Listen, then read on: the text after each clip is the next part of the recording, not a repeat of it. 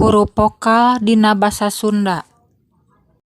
Huruf vokal dina basa Sunda aya 7.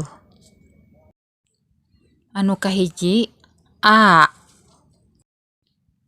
Huruf ageungna ditulis A.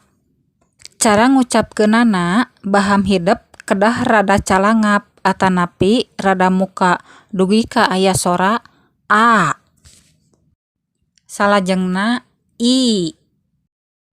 Huruf ageungna ditulis I.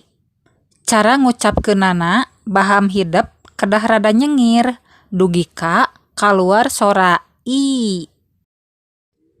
Salajengna U. Huruf ageungna diserat U. Cara ngucapkeunana baham hidep kedah semu nyungcung dugi ka kaluar U. Salajengna E. Huruf ageungna diserat E. Cara ngucapkeunana baham hidep kedah rada nyerengeh. Salajengna A. Huruf ageungna ditulis A. Salajengna E. Dina basa Sunda aya vokal E nyaeta ngagabungkeun huruf E sareng U janten E.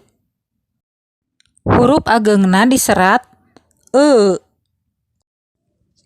Anu pamungkas nyaeta huruf O. Huruf ageungna diserat O. Cara ngucapkeunana baham hidep kedah rada molongo atanapi rada dibuleudkeun.